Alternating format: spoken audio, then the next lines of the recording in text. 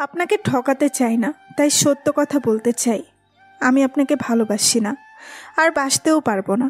আমার মন প্রাণ জুড়ে একজনেরই বাস, এমনকি। মৌমি মেয়েটার গলা খানিক কাঁপল। মোটা কাচের আড়াল দিয়ে পরশচকিত দৃষ্টি নিয়ে তাকিয়ে আছে।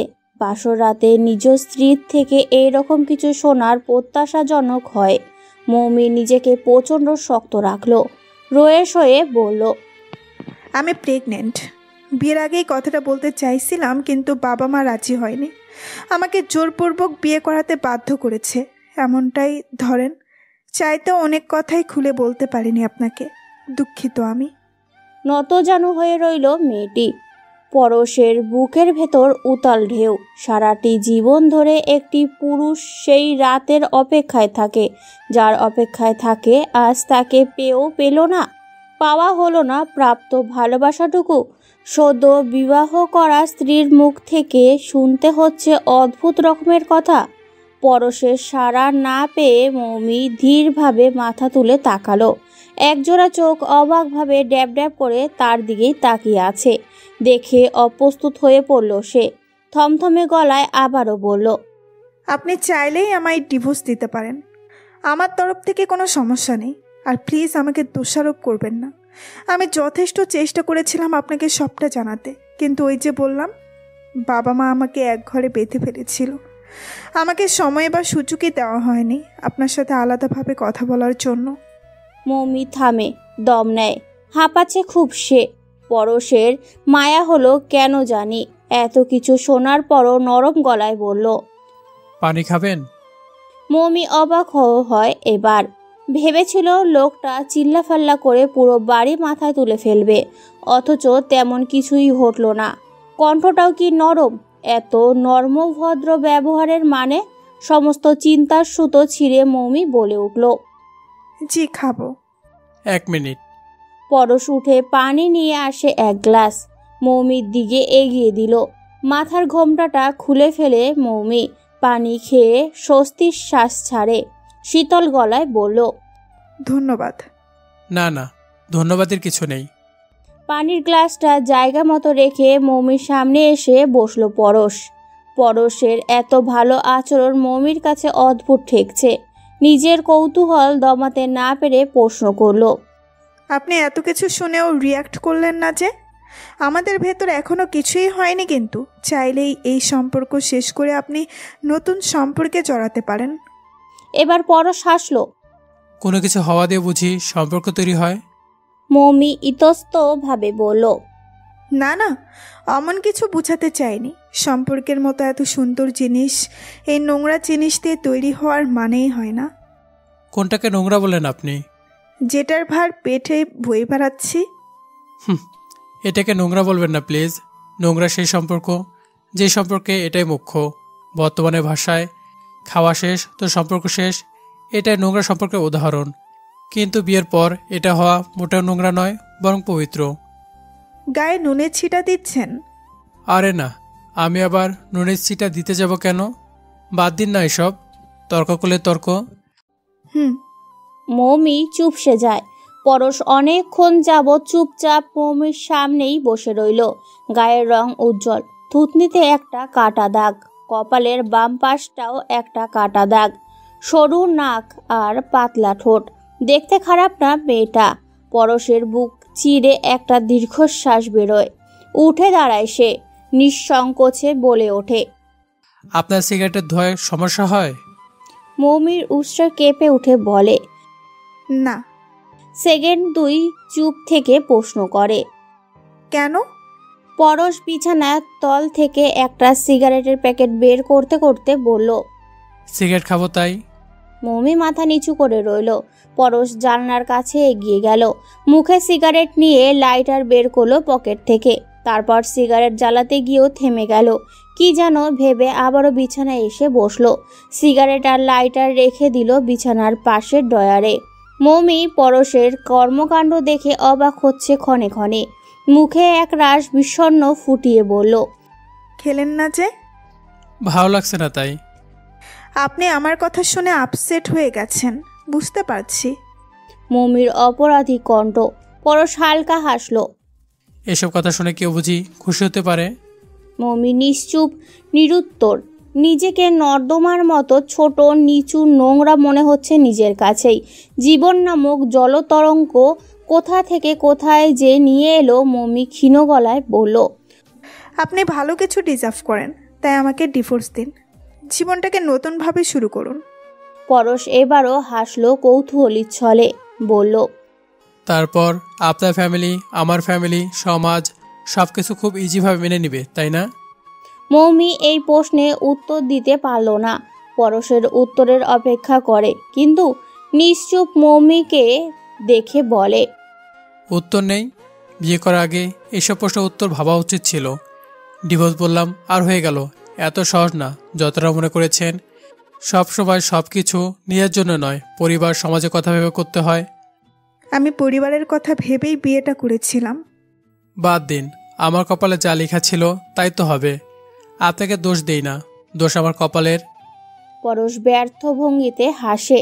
কপালে হাত ছুঁয়ে দেখল মৌমির খারাপ লাগা কাজ করছে বুকের ভেতর। সে কি সত্যি চেষ্টা করেছিল সবকিছু ভেঙে বলার? যদি সত্যি সত্যি চেষ্টা করে থাকতো তাহলে কি সব খুলে বলা যেত না?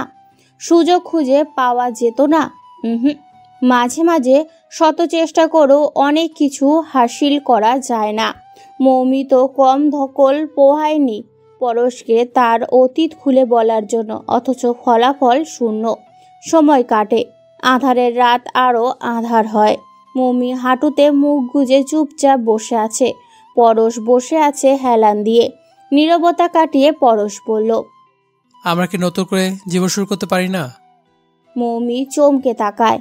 এমনটা এই লোকের থেকে আশাই ছিল না তার। মৌমি প্রশ্ন যেন বুঝতে পারল না, সেই ভঙ্গিমায় বলে উঠল, জি। বললাম আমরা কি নতুন করে জীবন শুরু করতে পারি না? আপনার আগে যা হয়েছে সব কিছু ভুলে গিয়ে আমার সাথে নতুন করে শুরু করতে পারবেন কি? মৌমির যেন বিশ্বাসই হচ্ছে না। প্রচুর অবাক সে। ফ্যালফ্যাল চোখে তাকিয়ে আছে পরশের দিকে। পরশ ফের বলে, তাকে ভুলতে খুব কষ্ট হবে, তাই না? মৌমি তৎক্ষণাৎই উত্তর করে, সে শুধু দেহেই নয়, মনেও মিশে আছে। এমনভাবে মিশে আছে যে তাকে ভুলতে হলে নিঃশ্বাসটাও ভুলতে হবে। ঠিক আছে, তার জায়গা চাইব না, কিন্তু আমাকে কি আলাদা কোনো জায়গা দেওয়া যাবে মনের ভিতর? আপনি আমার সব কিছু জেনেও মেনে নিতে চাইছেন কেন? কারণ এটাই, আমার কপালে ছিল। নিয়তি যা তা তো মেনে নিতে পারি আমি। আল্লাহ যা করেন মঙ্গলের জন্য করেন। আর মনে রাখবেন, বিয়ের মতো পবিত্র সম্পর্ক আল্লাহর হুকুম ছাড়া তৈরি হয় না। এছাড়াও বা কোথায় লেখা আছে একজন গর্ভবতী নারীকে বিবাহ করা যাবে না? আরও পেটের দিকে ইশারা করে প্রশ্ন করে মৌমি। পরশ উত্তরে চমৎকারভাবে হাসি দিয়ে বলে, ও থাকুক, ওই নিষ্পাপ প্রাণটার কি দোষ? ও আমার পরিচয় বড় হবে যদি আপনি চান। মৌমি পরশের মুখের পানে ছলছল চোখে তাকিয়ে আছে। পৃথিবীর সব পুরুষ কাপুরুষ হয় না, অমানুষ হয় না। বাহিরে ঘোর অন্ধকার। আজ অমাবস্যার রাত বলে কথা। প্রকৃতি অন্ধকারকে একটু বেশি গাঢ় করে ফেলেছে। এই অমাবস্যার রাতে সব ভূত পেতনিরা বাইরে আসে। যাকে পায় তাকে ঘাড় মোটকে দেয়। বাড়ির সামনে যে বট গাছটা আছে ওটাই তো 7টা পেতনির আস্থানা, এমনটাই ধারণা মৌমির। সন্ধ্যা হতেই ঘরের দ্রোর আটকে দিয়েছে মৌমি। সব কটি জানালাও বন্ধ। ভ্যাপসা গরমে রুম উত্তপ্ত হয়ে উঠেছে। রাত 9টার দিকে বিছানা জুড়ে বইপত্র মেলে বসেছে মৌমি। সকালে হানিফ স্যারের অঙ্কর ক্লাস আছে। এবার সে মাধ্যমিক দিবে। অঙ্কগুলো ঠিকঠাকভাবে করে না নিয়ে গেলে মায়ের একটাও মিস নেই। এমন সময় মৌমির মা মাজেরা বেগম রুমে ঢুকলেন। বিরক্তিতে চোখ মুখ কুঁচকে বললেন, এভাবে সবকিছু আটকায় রাখছিস কেন? জানলাগুলা খোল, কি গরম ঘরটায়। মাজেরা বেগম নিজের জানালা খুলতে উদ্যত হতে নেন। মৌমি আতকে উঠল সঙ্গে সঙ্গে। আতঙ্কিত গলায় বলল, ও মা, না না, জানালা খুলো না। কেঁদে দিয়ে মৌমি মাজেরা বেগমের বিষম খান। আগ্রহ থেকে জানতে চায়, কেন? আজ অমাবস্যা, দেখো না কত অন্ধকার। এই সময় বাহিরে তারা থাকেন, ঘুরে বেড়ান, কাউকে পছন্দ হলেই ঘাড় মটকে দেন। এইখানে তারা বলতে ভূত পেতনি জিনদের কথা বলেছে মৌমি। মাজেরা বেগম বুঝলেন, তবুও জানলা খুলে দিলেন। সঙ্গে সঙ্গে একদলা শীতল বাতাস সারা ঘরময় জুড়ে ছড়িয়ে পড়ল। মাজেরা বেগম প্রাণ ভরে শ্বাস নিলেন, তারপর তৃপ্তির গলায় বললেন, যতই ফ্যানের বাতাস খায় না কেন, প্রকৃতির বাতাস আলাদাই, এর সাথে কৃত্রিমের তুলনা নেই। সেসব কথার উত্তর উপেক্ষা করে কাঁদো কাঁদো গলায় মৌমি বলল, তুমি জানালাটা খুললে কেন? ওইদিকে দেখো, ওই যে বট গাছটা, ওটাই কত তাদের বসবাস জানো? আমার রুম থেকে স্পষ্ট দেখা যায়। মাজেরা বেগম আফসোসের গলায় বললেন, এত বড় ধিঙ্গি মেয়ে, অথচ কত ভয়। তোর বান্ধবী টিয়াও তো কত সাহসী, আর তুই? টিয়ার সাথে আমার তুলনা কোথায়? সে তো অমাবস্যার রাতেরও মানুষের বাড়ির বাগানে ঘুরে বেড়ায়, চুরির ধান্দা সব সময়। আমারও ছোট থাকতে কত চুরি করেছি জানিস? চুরি করার মজাই আলাদা। কি জানি, আমি তো করিনি, তাই জানিও না। মৌমি বইয়ের দিকে মুখ গুজে জানলার সামনে মাজেরা বেগম দাঁড়িয়ে রইলেন। মায়ের সাথে তার অনেক গল্প করতে ইচ্ছে করছে এখন, তার ছোটবেলাকার সমস্ত গল্প। কত চুরি করেছে, কার গাছের ফল খেয়েছে, কোন নদীর মাছ ধরেছে, ইত্যাদি ইত্যাদি সব কীর্তিকলাপ ইচ্ছে করছে মেয়ের কাছে খুলে বলতে। যৌবনকালে মাজেরা বেগম এই গ্রামেই মেয়ে ছিল, এই গ্রামে ছোট থেকে বেড়ে ওঠা তার। শেষ সমাপ্তিটাও বোধহয় এই গ্রামেই হবে। মাজেরা বেগম মৌমির পড়ায় মনোযোগিতা দেখে ধীর পায়ে হাঁটা ধরেন। ঠিক তখনই মৌমি ডেকে উঠল, মা। মা, ভাইয়া আমার একটা অঙ্ক বুঝিয়ে দিত যদি একটু। হঠাৎ মনে পড়ে গেল এমন ভঙ্গিমায় বলে উঠলেন, কিছুক্ষণ আগে বের হলো, কই যেন। কই গেছো? আমাকে সে ভুলে গেছে নাকি? মৌমি ঠোঁট উল্টে বলল, যখনই তাকে দরকার হয় তখনই সে নাই। কি একটা অবস্থা! মাজেরা বেগম চলে যান। মৌমি পড়ায় মন দিতে গিয়েও পারছে না। মা জানলাটা খুলে গেছেন, ওই জানলা দিয়ে স্পষ্ট বটগাছটা চোখে ভাসছে তার। উঠে গিয়ে জানলাটা অফ করার শক্তিটা পর্যন্ত নাই। থাক। মৌমি কাঁথা মুড়ি দিয়ে পড়ায় মনোযোগ ফেরানোর চেষ্টা করলো। তৈরি হওনি এখনো? পরশের কথায় আধশো অবস্থায় চোখ খুলে তাকায় মৌমি। তার গোছানো জীবনটা এলোমেলো হয়ে যাওয়ার প্রথম অধ্যায়ের পাতা স্মৃতিতে খুলে বসেছিল সে। পরশকে চোখের সামনে দেখে উঠে বসে দ্রুত জড়ানো গলায় বলে, চোখ লেগে এসেছিল, আমি এক্ষুনি তৈরি হচ্ছি। 1 মিনিট। মৌমি ওঠার চেষ্টা করলেও বলে ওঠে পরশ। মৌমি থেমে ঠায় বসে রইল। পরশ মৌমির গভীর চোখ পানে দৃষ্টি ফেলে বলে, ক্লান্ত লাগছে? মৌমি ধীর গতিতে বলে, ওখানে অনেকটা সময় থাকতে হবে, আস্তে আস্তে সন্ধ্যা হতে পারে। তুমি পারবে তো থাকতে? আমাদেরই রিসেপশন, না থাকতে পারলেও তো থাকতেই হবে, তাই না? উত্তরে পরশ একটু থেমে বলল, ঠিক আছে, আমি তোমার খেয়াল রাখবো। যে কোনো প্রবলেম হলেই আমাকে শেয়ার করবে, ওকে? জি। কথা শেষে মৌমি উঠে দাঁড়ায়, এগোয় বাথরুমের দিকে। আজ তার আর পরশের রিসেপশন। বিয়েটা খুব ধুমধামের সাথে না হলেও রিসেপশনটা ধুমের সাথেই করবে পরশের পরিবার। ফ্রেশ হয়ে বাহিরে আসে মৌমি। তখনই পরশের ছোট বোন পাপিয়া দুজন মেয়েকে নিয়ে ঘরে ঢুকে হুড়মুড় করে। পরশকে ঠেলে রুম থেকে বের করে দিতে তারা ব্যস্ত হয়ে পড়ে মৌমিকে সাজানোর জন্য। গাঢ় নেভি ব্লু কালারের লেহেঙ্গায় সজ্জিত মৌমি পাপিয়ার হাত ধরে ধরে ধীর পায়ে এসে গাড়িতে বসে। পরশ আগের থেকেই গাড়িতে বসেছিল। মৌমি এসে তার পাশে বসলো।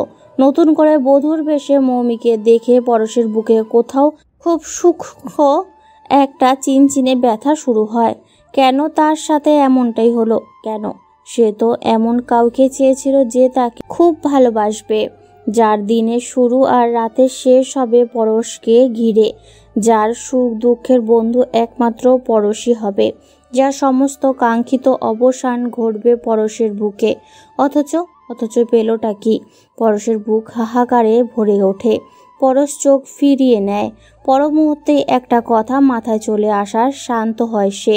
তার জীবন তাকে নিয়ে যে রহস্য তৈরি করে রেখেছে তাতে কোনো মেয়ের তার জীবনে আসার কথা ছিল না। তবুও তো এসেছে একজন, এই তো বেশ।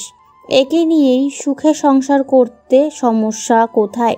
অতীত তো সবার জীবনেই থাকে, সেটাকে গ্রহণ করার মানসিকতা না থাকলে কেউ কি জীবন সফল হয়, সুখী হয়? রেহানা চৌধুরী অধীর আগ্রহে কমিউনিটি সেন্টারের বাইরে তাকিয়ে আছেন। আলতাফ চৌধুরী তার একজন বন্ধুকে দরজায় রিসিভ করতে এসে নিজ স্ত্রীকে এভাবে দাঁড়িয়ে থাকতে দেখে কপাল কুঁচকে ফেললেন। মৃদু ধমকের স্বরে বললেন, তুমি এখানে কেন? ভেতরে যাও। রেহানা চৌধুরী ধমকটি সম্পূর্ণ উপেক্ষা করলেন, বললেন, তোমার দরকার হলে তুমি যাও, আমি এখানেই থাকবো। ওরা আসুক, এরপর ঢুকবো একেবারে। ওরা আসার আগ পর্যন্ত এভাবেই দরজায় দাঁড়িয়ে থাকবে? মানুষ কি ভাববে?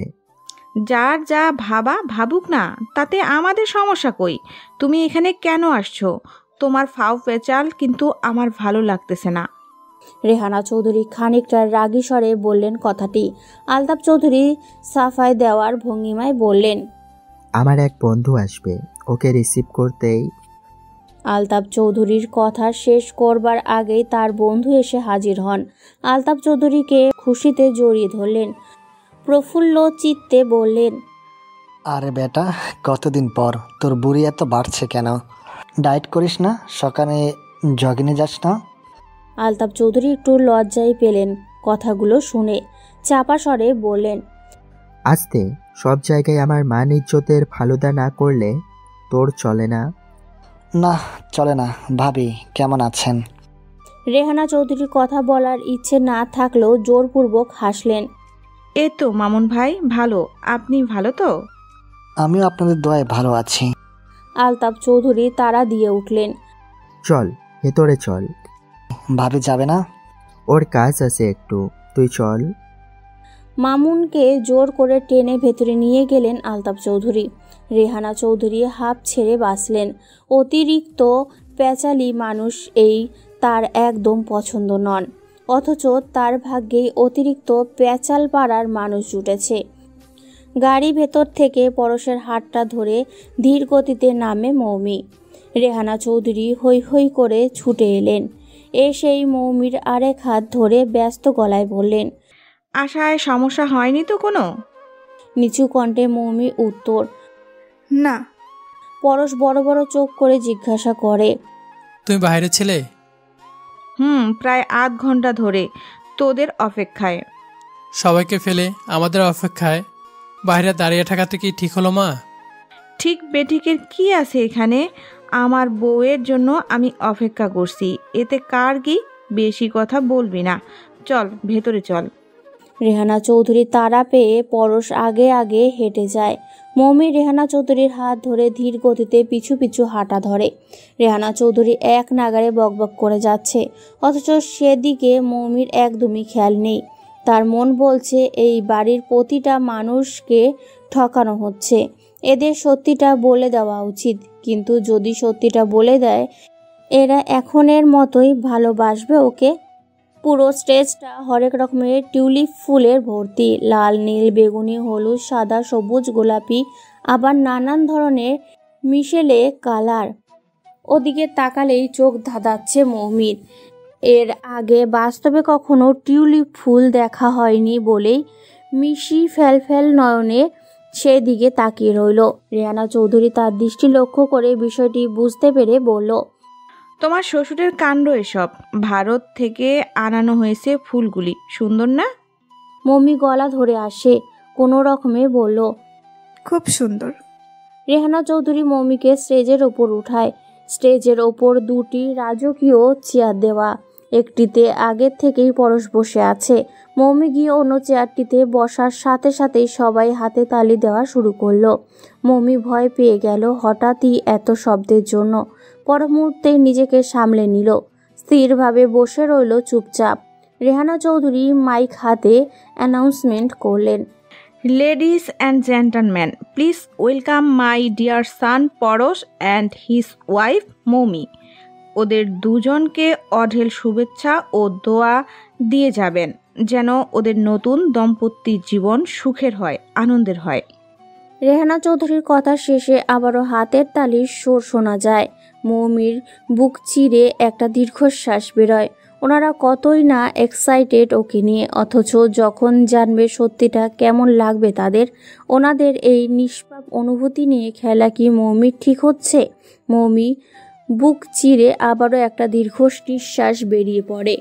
বউ দেখার পর্ব শুরু হয়। এক একজন আসছে, মৌমির হাতে উপহার তুলে দিচ্ছে। মৌমি মায়াবতী মুখখানা মহিলারা নিজেদের হাতের আজলায় তুলে দেওয়া করে চাপছে। পরশ আর চোখে সেই সব দেখে নিজ মনে স্বর্গোক্তিত করে।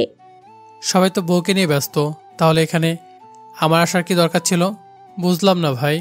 মৌমি স্পষ্ট শুনল কথাটা, সঙ্গে সঙ্গে ফিক করে হেসে ফেলল। পরশ থতমত খেল, মৌমিও হাসি থামালো। সময় যত যাচ্ছে চারদিকে লোকের সমাগম বাড়ছে।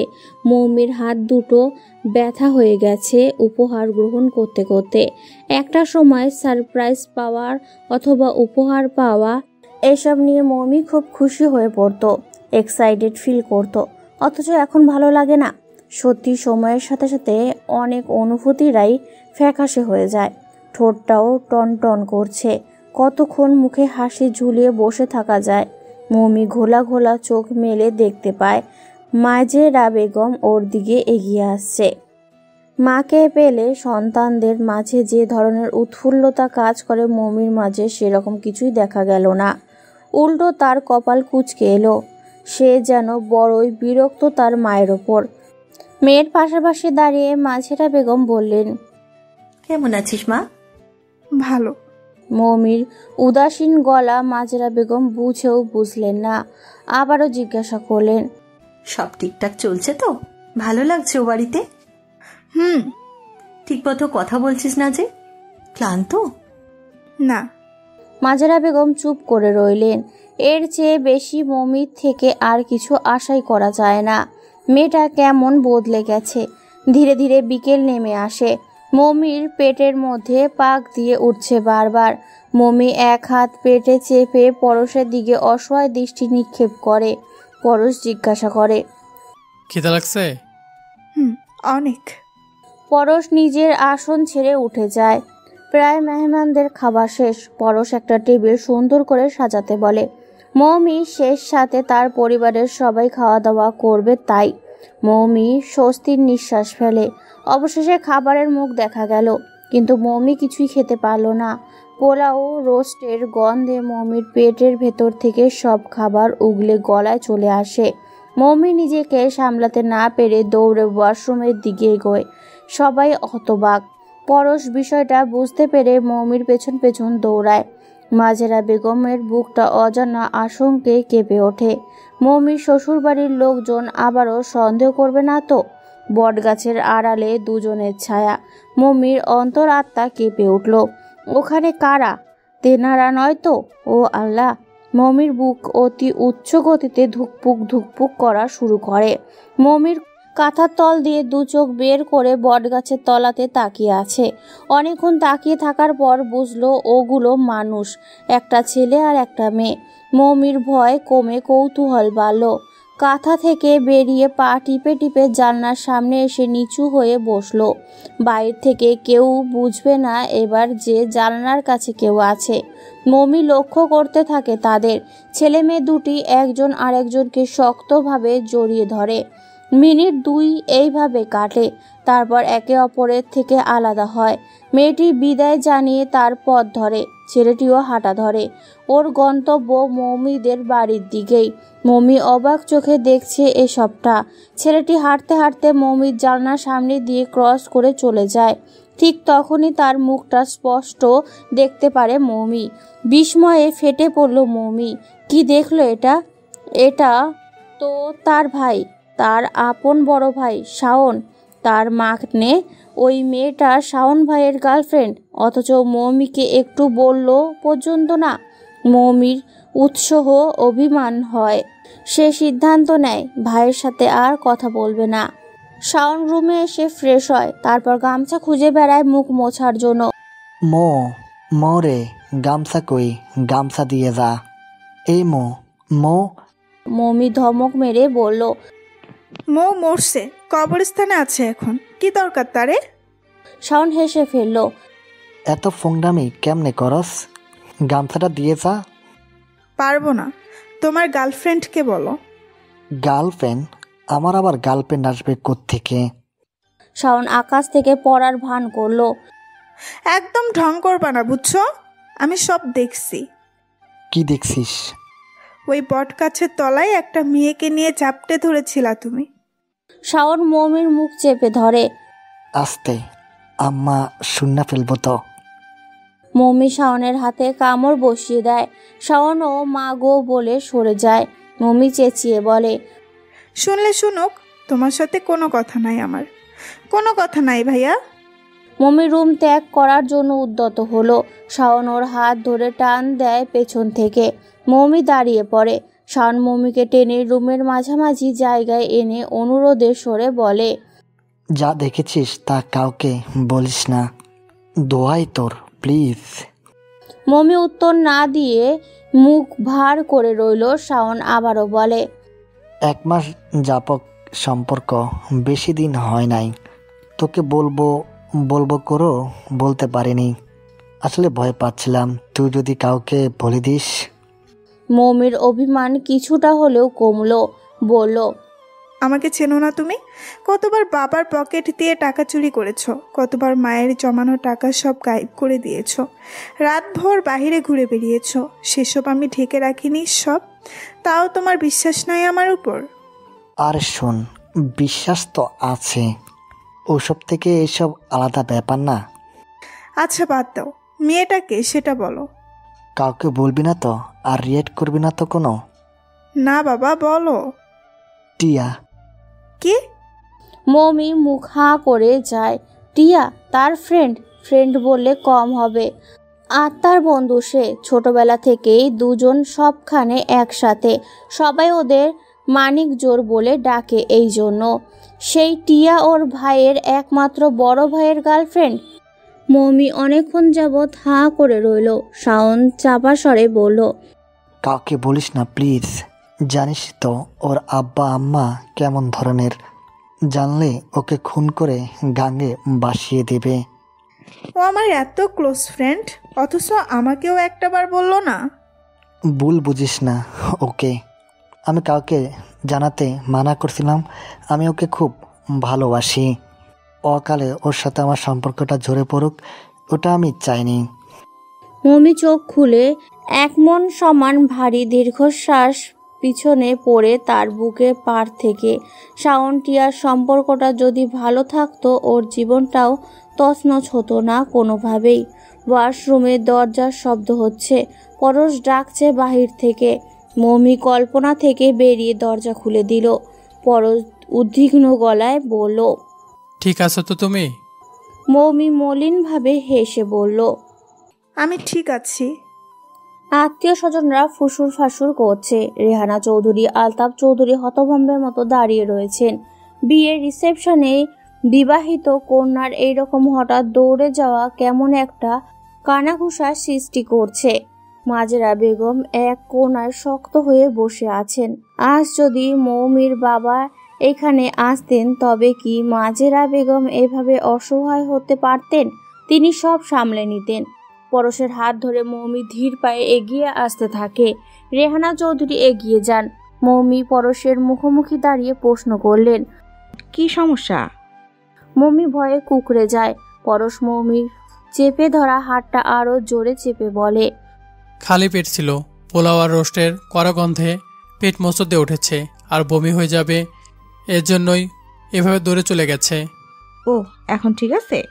মৌমি ঘাড় কাত করে বলে, জি ঠিক আছে, আসো। রেহানা চৌধুরী মৌমির হাত ধরার পরশের থেকে মৌমির হাত ছাড়িয়ে নেয়। তারপর রেহানা চৌধুরীর সাথে এগিয়ে চলে যায় খাবার টেবিলের দিকে। অনেক রাত হয়ে যায় মৌমি আর পরশের বাসায় ফিরতে ফিরতে। খাওয়া দাওয়ার পর বিকেলে কনসার্ট করা হয়েছিল। মৌমি দ্রুত ফ্রেশ হয়ে বিছানায় শোয়। ইদানিং একটু খাটুনিতে শরীর বেশ খারাপ লাগে। ওর 3 মাস হতে চলল। পরশ বাথরুমে যাওয়ার আগেই বলল, বাসায় পোলাও মাংস রান্না হয়েছে, খেতে পারবে নাকি অন্য কিছু খাবে? মৌমি চোখ মোছা অবস্থায় জবাব দেয়, সম্ভব না খাওয়া। তাহলে অন্য কি খাবে? আপনাকে ব্যস্ত হতে হবে না, আমি স্যুপ করে নিব নিজের জন্য, আর কিছুর প্রয়োজন নেই। তোমার ইচ্ছা। পরশ বাথরুমে ঢুকে গেল। মৌমি ধীরে ধীরে হারিয়ে যেতে লাগলো পুরনো স্মৃতিতে। আজ সকালে স্কুল যাওয়ার সময় টিয়াকে ডাকতে যায়নি মৌমি। স্কুলে গিয়েও টিয়ার সাথে কথা বলেনি। টিয়ার থেকে দূরে দূরে বসেছে। আকস্মিকতার ঘটনায় টিয়া পুরোপুরি কিং কর্তব্য বিমূঢ়। হঠাৎ মৌমির হলোটা কি? স্কুল ছুটি শেষে মৌমির ব্যাগ ছিনিয়ে নিজের মতো চলে আসতে নিলে ওর পথ আটকে দাঁড়ায় টিয়া। কোমরে হাত গুজে রাম ধমক দিয়ে উঠল সে। এই তোর সমস্যা কি? আমাকে অবহেলা করতেছিস কেন? পাত্তাই দিচ্ছিস না। মৌমি শীতল গলায় বলল, রাস্তা ছাড়। ছাড়বো না, আমাকে জবাব দে। কি হয়েছে তোর? এমনি কিছু না। কিছু না বললেই তো হবে না, জবাব দে।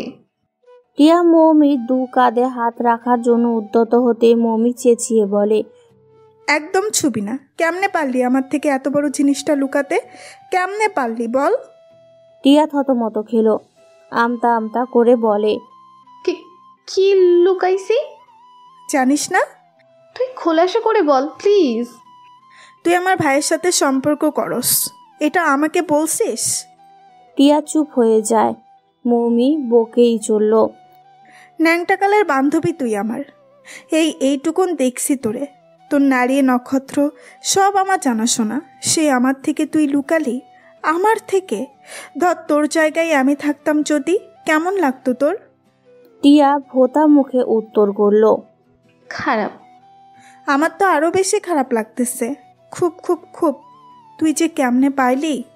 মৌমি একটা হতাশা নিঃশ্বাস ছাড়ে। টিয়া থেমে থেমে প্রশ্ন করে, কিভাবে জানিস তুই? ভাইয়া বলছে, কাল রাতে বটগাছতলায় আপনাদের দেখে ফেলছি আমি। হো, এইবার সর, বাসায় যেতে দে। টিয়া কাঁদো কাঁদো হয়ে বলে, তোর ভাই মানা করেছিল তাই বলিনি। প্লিজ মাফ করে দাও আমাকে, প্লিজ। আর হবে না, প্লিজ ক্ষমা কর।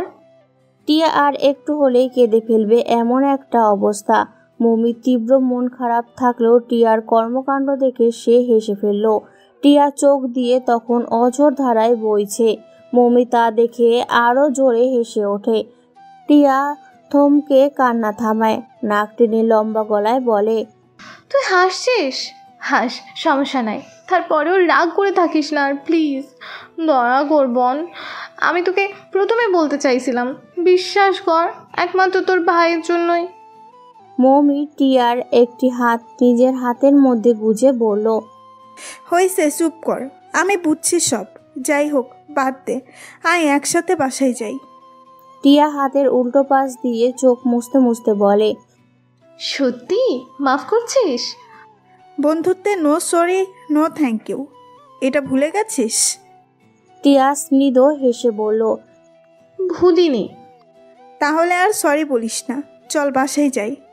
টিয়াকে তার বাসার সামনে ছেড়ে দিয়ে মৌমি যখন নিজের বাসায় যাওয়ার জন্য উদ্যত হয় তখন একটি চিকন কণ্ঠ তার নাম ধরে ডেকে ওঠে, মৌমি, এই মৌমি। মৌমি পেছন ফিরে দেখে শেফালি বেগম দাঁড়িয়ে আছেন। ঘামের কদমাক্ত চেহারা, অতি পুরনো শাড়ির আঁচল দিয়ে কপালের ঘামটুকু মুছতে মুছতে বললেন, ভেতরে আয়, আজ শেরপুটির ঝোল রেঁধেছি, খেয়ে যাবি, আয়। শেফালি বেগম টিয়ার আম্মা। টিয়া তার কাছে যেমন, মৌমিও তার কাছে ঠিক অমনটাই। মৌমির মাথা নাড়িয়ে টিয়াদের বাড়ির ভেতরে ঢোকে। খাওয়ার টেবিলে এসে বসতেই তার চক্ষু চড়ক গাছ। কম হলেও 8 পদের রান্না। মৌমি ফিসফিস করে টিয়াকে জিজ্ঞাসা করে, এত খাবার কার জন্য? আমার জন্য তো নিশ্চয়ই নয়। টিয়া জবাবে বলে, তুই কি আমাদের বাড়ির স্পেশাল গেস্ট নাকি? তুই হলি আমাদেরই একজন, তোর জন্য অত আয়োজন করতে পারবো না বাপু। এসব ভাইয়ার জন্য, ভাইয়া আসছে। কোন ভাই? ছোট ভাই। ও। মৌমির বুকের ভেতরে এক অদ্ভুত শিহরণ কাজ করা শুরু করে। টিয়া 3 ভাই, বড় জন আতিক, মেজ জন ছাবিদ আর ছোট জন নীল। নীলের নীল নাম রাখার পেছনে অবশ্যই একটা কারণ আছে। ওনার চোখের রংটা পুরো গাঢ় নীল বর্ণের, দেখতে ইংরেজদের মতো ধবধবে সাদা। টিয়ার মা শ্যামলা বর্ণের হলেও টিয়ার বাবা অতিরিক্ত ফর্সা। নীল তারই বহিঃপ্রকাশ। অপরদিকে আতিক ছাবিদ শ্যামলা বর্ণের। কেন জানি মৌমির নীলকে প্রচণ্ড ভালো লাগে। কেন লাগে সে কথায় মৌমি নিজেও জানে না। হয়তো নীলের নীল চোখের জন্য, নয়তো অন্য কিছু। পড়াশোনার সুবাদে নীল ঢাকায় থাকে, বছরে 2-1বার বাড়িতে আসে। যখন যখন আসে সে সময়গুলি মৌমির জন্য ঈদের চাঁদ দেখার ন্যায় আনন্দের। মৌমির সমস্ত চিন্তার সুতো ছিঁড়ে গেল টিয়ার কথায়। খাচ্ছিস না কেন? ধ্যান কই?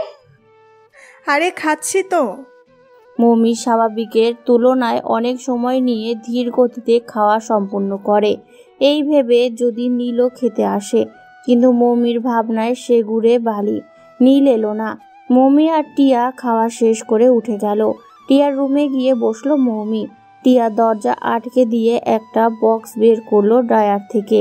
সেটা মৌমিকে দেখিয়ে বলল, এখানে সব আছে, তোর ভাইয়া যেগুলো গিফট করেছে সেগুলো সব। মৌমি উৎসাহের সাথে বক্স খুলল। একটা ঘড়ি, একটা আংটি, কিছু শুকিয়ে যাওয়া গোলাপ ফুল, অনেকগুলো চিঠি আর কিছু চকলেটের খোসা। মৌমি ফোঁস করে একটা রাগের শ্বাস ছেড়ে বলল, বাহ, আমি যখন পা ধইরা কান্দি চকলেটের জন্য তখন তো দেয় না, আর তোমারে ঠিকই দেয়। আজকে বাসায় যাই একবার, খবর আছে ভাইয়ার। টিয়া স্মিত হাসলো। মৌমি এবার মনোযোগ দিল চিঠিগুলোর দিকে। একটা চিঠি তুলে নিয়ে বলল, মাথা মোটাটা কি লিখছে দেখি। টিয়া ছো মেরে মৌমির হাত থেকে চিঠিটা সরিয়ে নেয়, বলে, এগুলো অনেক পার্সোনাল, প্লিজ এগুলো দেখিস না। আমি না তোর বেস্টু? তবু প্লিজ। মৌমি ছেড়ে দিল। আচ্ছা যা, দেখলাম না। আচ্ছা একটা কথা বলতো, ভালোবাসা, প্রেম এসব করতে কেমন? আমি তো কখনো করি নাই, তাই বুঝতেছি না। এই প্রশ্নের উত্তর দিতে গিয়ে টিয়ার মুখে একটা আলাদা মুগ্ধতা ছেয়ে গেল, যেটা মৌমির চোখ এড়ালো না। ভালোবাসা যে কী জিনিস তা নিজেও জানি না, বুঝলি? আসলে যে ভালোবাসে একমাত্র সেই বুঝবে এর মর্ম। জানিস, যাকে ভালোবাসে মানুষ, তার জন্য তখন নিজের জীবনটাও বিপন্ন করতে গায়ে বাঁধবে না। দিন রাতের সেকেন্ড সেকেন্ড মুহূর্ত সবটাই তাকে ঘিরে ভাবনায় কাটে। যে কোনো সুন্দর জিনিস দেখলেই মন চায় তাকে নিয়ে উপভোগ করতে। নিজের সবচেয়ে দুঃখের সময় তার কথাই আগে মনে পড়ে, সুখের সময়গুলোতেও সেম। তার জন্য সেই মনটাও সব সময় সেজেগুজে থাকতে চায়। তার জন্য নিজেকে আলাদা মাধুর্যতায় সাজাতে ইচ্ছে করে। কিভাবে যে তোকে বোঝায় ভালোবাসা কী জিনিস, এর ব্যাপারে যত বলবো ততই কম। টিয়া থামে, দম নেয় লম্বা করে, তারপর দম ছেড়ে ঠোঁটের কোণায় হাসি ফোটায়। মৌমি টিয়ার দিকে ঝুঁকে অনুসন্ধানী গলায় বলে, এসব বলার সময় ভাইয়ার কথাই ভাবছিলি তাই না? টিয়া লাজুক হয়ে উত্তর করে, যাকে ভালোবাসি তাকে নিয়েই তো ভাববো। মৌমি টিয়ার কথা শুনে থেমে যায়। টিয়া না হয় শাওন ভাইয়ের ভালোবাসে তাই তার কথা ভাবছে, তাহলে মৌমির চোখে তারার নীলের নীল চোখ জোড়া ভেসে উঠল কেন? টিয়াদের বাড়ির থেকে বিকেলের দিকে ফিরে আসে মৌমি। তার ছোট্ট মনটা বড্ড খারাপ আজ। অনেকবার নীলের দেখা পাওয়ার চেষ্টা করেও কাজ হয়নি, কারণ নীল বেঘরে ঘুমাচ্ছে। শাওন মৌমিকে চেপে ধরল। টিয়াদের বাড়ি ছিলি না? ও কি করছিল রে? আমার ব্যাপারে কি কি কথা হলো? এই মৌমি শাওনকে মারে এক রাম ধমক। ভাইয়া প্লিজ একটু চুপ হও, আমাদের গল্প করার টপিকের অভাব পড়ে নাই যে তোমাকে নিয়ে ঘ্যান ঘ্যান প্যান প্যান করবো, ওকে? মৌমি গটগট করে নিজের রুমে আসে, ব্যাগটা ছুঁড়ে মারে পড়া টেবিলের ওপর। এদিকে শাওন ভ্যাবলার মতো দাঁড়িয়ে রইল। মৌমির এইরূপ আচরণের কারণ তার মাথায় কোনোভাবেই ঢুকছে না। মৌমি কি হলো? কেন এরকম করলো নিজের ভাইয়ের সাথে? মৌমি বিছানায় নিজের মাথা চেপে বসে রইল। কিছু ভালো লাগছে না তার, কিছুই না। কেন একবার নীল এলো না? এত ঘুম কেন তার? মৌমির নীলের ঘুমের ওপর রাগ জন্মায়। শাওন একবার ভাবে মৌমির কাছে গিয়ে ওকে দেখে আসবে, আবারও ভাবে দরকার নেই। সময় কাটে, সন্ধ্যার দিকে ঘুম থেকে ওঠে মৌমি। চিন্তার বেড়া জালে আটকে কখন যে ঘুমিয়ে গিয়েছে সে। চোখ জোড়া ডলতে ডলতে রুম ছেড়ে বের হলো। মাজেরা বেগম চা বানাচ্ছিলেন। মৌমি জড়ানো গলায় জিজ্ঞাসা করলো, মা, ভাইয়া কই? ছাদে বোধ হয়, দেখ গিয়ে। ব্যস্ত গলায় বললেন মাজেরা বেগম। মৌমি ধীর পায়ে ছাদের দিকে পা বাড়ালো। রাত 10টা, খাওয়া দাওয়া করা লাগবে না? পরশ একটু কর্কশ কণ্ঠে কথাটা বলে ওঠে। মৌমি চমকে চোখ খোলে। চমকানোর জন্য তার শরীরটাও উৎসুক কেঁপে ওঠে। পরশ আবারও বলল, নিজের প্রতি এত অবহেলা কেন তোমার? নিজের জন্য না হোক, পেটে যে জন আছে তার জন্য হলেও নিয়ম মাফিক খাবার খেতে হবে। দুপুরে খাবারটা অল্প করে খেয়েছ একদম। মৌমি নিচু গলায় বলল, আমার খেতে ইচ্ছে করছে না। আমার কি দোষ তাতে? না, তোমার দোষ না, দোষ তোমার অবস্থার। এই অবস্থায় মেয়েদের খেতে ইচ্ছে করে না, এটাই স্বাভাবিক। তাই বলে খাওয়া বন্ধ করে দিলে চলবে না, জোর করে হলেও খেতে হবে। নিজেও বাঁচতে হবে, তাকেও বাঁচতে হবে। স্যুপ খেতে চাইছিলা না? এই নাও, এবার ওঠো, খাওয়া এখন। মৌমি হাঁ করে তাকিয়ে আছে পরশের দিকে। পরশের ব্যবহার দেখে মনে হচ্ছে না জানি কত বছরের পুরনো সম্পর্ক তাদের। পরশের এক একটি কথায় কত না অধিকার আবদার। মৌমিকে ড্যাব ড্যাব করে চোখে তাকিয়ে থাকতে দেখে পরশ অপ্রস্তুত বোধ করে। রয়ে সয়ে বলল, এভাবে কি দেখছো? উঠবে না? উঠবো। মৌমি ধীর গলায় বলে উঠে বসে। পরশ তার সামনে স্যুপের বাটিটা রেখে বলে, খেয়ে নাও, আমি আসছি। পরশ চলে যেতে চাইলে মৌমি বলে ওঠে, শুনুন। পরশ ঘুরে দাঁড়িয়ে বলে, কি? আমার আর আমার বেবিকে নিয়ে এত চিন্তা কেন? ও তো আমার বেবি, আপনার না, অন্য কারোর সন্তানও। মৌমি আগ্রহী গলায়, সত্যি পরশের প্রতিটা আচরণ তার কাছে অদ্ভুতের থেকেও অদ্ভুত। পরশ কেমন একটা রহস্যময় হাসি প্রদান করলো, বলল, ধীরে সুস্থে খেয়ে নাও, তারপর আবার গল্প বলবো। পরশ চলে যায়। মৌমির ছোট মাথায় রাজ্যের চিন্তারা ভর করছে। কি গল্প, কি পরশের জীবনেও মৌমির মতো ঘটনা আছে কি? না, এটা হওয়া সম্ভব না। মৌমির সাথে যা ঘটেছে তা একটি মেয়ের সাথে ঘটতে পারে, ছেলের সাথে না। প্রকৃতির নিজস্ব নিয়ম নীতি আছে তো। মৌমি ঝটপট খাওয়া শেষ করে। রেহানা চৌধুরী একবার এসে বউকে দেখে যান। টুকটাক দুটো কথা বলে তিনি ঘুমাতে চলে যান। আলতাফ চৌধুরী ইতিমধ্যে ঘুমিয়ে পড়েছেন। আজকে সবার উপর দিয়ে কম বেশি ধকল গেছে। মৌমি একা হয়ে পড়লেন। পরশ রুমে ঢুকে দরজা আটকে দিয়ে মৌমির সামনাসামনি আসতেই গভীর আগ্রহে মৌমি বলল, আপনার গল্প বলুন এবার। পরশ আবারও সেই রহস্যময় হাসি দিল। এক ভুরু উঁচিয়ে বলে, এর ইচ্ছা আমার গল্প শোনার? জি বলুন না। একটা নারীত্ব যেমন তার কাছে মূল্যবান, মর্যাদাপূর্ণ, একজন পুরুষের কাছেও তার পুরুষত্ব তেমন। তুমি তো মা হতে পেরেছ, কিন্তু আমি কোনোদিন বাবা হতে পারবো না। Yes, I am telling the truth. আমি কোনোদিন ভাবিনি আমার জীবনেও কেউ জড়াবে, অথচ তুমি জড়িয়েছ, সাথে আরেকজন জড়িয়েছে। এই দুজনকে নিয়েই আমি পৃথিবীর আলো দেখতে চাই, পৃথিবীর মুক্ত বাতাসে শ্বাস নিতে চাই। তাই তুমি আর ও দুজন আমার কাছে সমান ইম্পর্টেন্ট। এক শ্বাসে কথাগুলো বলে হাঁপিয়ে ওঠে পরশ। তাই থামে সে, জিরিয়ে দম নেয়। মৌমি স্তব্ধ হয়ে বসে আছে। পরশের চোখ কোনায় চিকচিক নোনা পানির রেখা। মৌমির আচমকা বলে ওঠে, কাঁদবেন না প্লিজ। পরশ নাক টেনে চোখে চলে আসা পানি দুটো চোখ দিয়ে শুষে নেয়, কান্না আটকায়। প্রসঙ্গ পাল্টাতে বলে, থাকবা আমার সাথে আমার মৃত্যুর আগ পর্যন্ত? মৌমির মুখে অস্পষ্ট হাসি ফুটিয়ে বলে, কেন নয়? বর্তমান সামনে বসে থাকা মেয়েটার দিকে বিস্ফারিত নয়নে তাকিয়ে আছে নীল। মেয়েটার নাম মেঘা। নীলের চেয়ে বয়সে 7 বছরের ছোট। এত পুচকে একটা মেয়ের সম্বন্ধে নীলের খারাপ বই ভালো কোনো ধারণা হচ্ছে না। মেঘা নিজেকে গুটিয়ে চুপচাপ বসে আছে।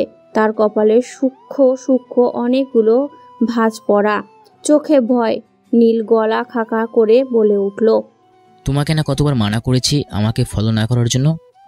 মেঘা কিছু একটা ভেবে বলল, 9 দিন মানা করেছিলেন, আমি গুনে রেখেছি। নীলের রাগ কমে বাড়তে থাকে। ফাজলামি করো? এই মেয়ে, হাঁটুর বয়সী তুমি আমার। লজ্জা করে না নিজের বড় ভাইয়ের সামনে কাউকে আই লাভ ইউ বলতে, তার পিছন পিছন ঘুরে বেড়াতে?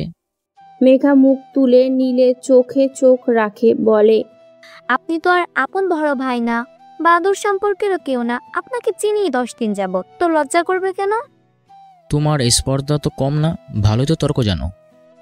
হবু বয়ফ্রেন্ডকে শাসানো স্পর্ধার মধ্যে পড়ে না। কি? নীলের চোখ রসগোল্লার সাইজ হয়, লাফিয়ে বসা থেকে উঠে দাঁড়ায়। তা দেখে মেঘাও দাঁড়িয়ে যায়। তার মুখ থেকে ভয়ের রেখা চলে গেল, সেখানে এক ধরনের দুষ্টুমির রেখা ফুটে উঠেছে। নীল কিছু বলার আগেই মেঘা বলল, লিখে রাখুন, একদিন আপনি আমার বয়ফ্রেন্ড হবেনই। আমাকে একদিন ভালোবাসতেই হবে আপনার। আজ যাই। মেঘা হাই হিল জুতোর গটগট আওয়াজ তুলে চলে যায়। নীল ক্রোধে কাঁপতে কাঁপতে দাঁড়িয়ে থাকে। মেয়েটাকে আর একবার দেখুক, তার আশেপাশে চর মেরে গা যদি না ফাটিয়ে দেয়, তবে নীলের নাম সে নিজেই পাল্টে ফেলবে। অতীত। সকাল সকাল টিয়াদের বাড়ি গিয়ে হাজির হয় মৌমি। নীলকে একবার দেখার আশায় সারা রাত ভেবে আবিষ্কার করলো তার কিশোরী মন একগুচ্ছ শুভ্র ভালোবাসার অনুভূতিতে তলিয়ে যাচ্ছে ধীরে ধীরে। আর সেই শুভ্র অনুভূতির মালিক একমাত্র নীল। কিন্তু টিয়া বলল, নীল ভাইয়া কাল রাতেই ঢাকা ফিরে গেছে। তার এক ক্লোজ বন্ধু ভীষণ অসুস্থ, তাই। কথাটা শুনতে মমির মনে নেমে আসে বিষণ্ণতা। চোখগুলো ভিজে ওঠে মনের অজান্তেই। টিয়া অবাক হয়ে জিজ্ঞাসা করে, কাঁদছিস কেন? কি হলো তোর? মমি উত্তর দিতে পারে না। টিয়ার বুকে মাথা রেখে ফুপিয়ে কাঁদে। টিয়া হতবিহ্বলের ন্যায় দাঁড়িয়ে থাকে। মমির এইরূপ আচরণ করার কারণটা খুঁজে পায় না। এক সময় মমি শান্ত হন। টিয়ার বুক থেকে মাথা তুলে চোখে জল মুছে ফেলে। গলার স্বর একদম স্বাভাবিক করে বলে, স্কুল যাবি না? চল। টিয়া মমি থুতনিতে হাত দিয়ে মুখটাকে উঁচু করে তোলে। অনুসন্ধানী গলায় জিজ্ঞাসা করে, তোর কি হয়েছে? আমাকে বল। মমি মাথা এদিকে ওদিকে নাড়ায়, দুর্বল গলায় বলল, কিছু না। টিয়া জোর দেয়, আমার কসম। মমি চুপসে যায়, অসহায় চোখে টিয়ার দিকে তাকিয়ে থাকে। টিয়া ফের জোর দিয়ে বলে, কি? বল। মমির বুক চিরে একটা দীর্ঘশ্বাস পিছলে বের হয়। অনুতপ্ত গলায় বলে, নীল ভাইকে নিয়ে নিজের অজান্তেই আমার মন ভাবতে শুরু করেছে। কি করব আমি, বল। টিয়া মাথায় আকাশ ভেঙে পড়ে, চেঁচিয়ে বলে, কি?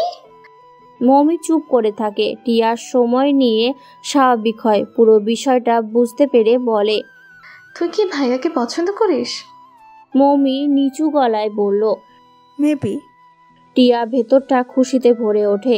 সে মমির হাত দুটো চেপে ধরে খুশি খুশি গলায় বলে ওঠে, আমি ব্যবস্থা করে দেই, ভাইয়ের সাথে কথা বলবি? মমি ভীষণভাবে চমকালো। সে টিয়ার থেকে এমন আচরণ আশা করেনি। প্রশ্নবিদ্ধ চোখে টিয়ার দিকে তাকিয়ে থাকে। টিয়ার সেই প্রশ্ন বুঝতে পেরে বলে, আমি বুঝেছি তোর প্রশ্ন। কাকে কখন কার চোখে ভালো লেগে যাবে সেটা কেউ বলতে পারে না। সেই ভালো লাগা আটকানোর জন্য আমি কে? ভাবিস না, তোর ভাইয়ের সাথে আমার সম্পর্ক আছে, তাই আমি তোরটাও অ্যাকসেপ্ট করছি। যদি আমার আর সামনে সম্পর্ক নাও থাকতো, তবুও আমি তোকে সাপোর্ট করতাম, কারণ আই লাভ ইউ। মমির চোখ খুশিতে ভরে ওঠে। টিয়াকে ঝাপটে ধরে কেঁদে ফেলে সে। ভাঙা আওয়াজ তুলে বলে, love you too, you are the best. School শেষে দুই বান্ধবী বাসায় ফিরে আসে। টিয়া নীলের নাম্বারটা জোগাড় করে মৌমিকে একটা কাগজে লিখে দেয়। মৌমি নাম্বার নিয়ে খুশি মনে বাড়ি ফিরে আসে। টিয়া শিখিয়ে দিয়েছে রাতে ফোন দেওয়ার জন্য, যে কোনো বাহানা দুটো কথা বলার জন্য। কথা বলতে বলতে একে অপরের কাছাকাছি আসা যাবে এক সময়। রাতে খাবার পর মৌমি শুয়ে পড়ে নিজের রুমে। সাথে রেখেছে মায়ের ফোনটা।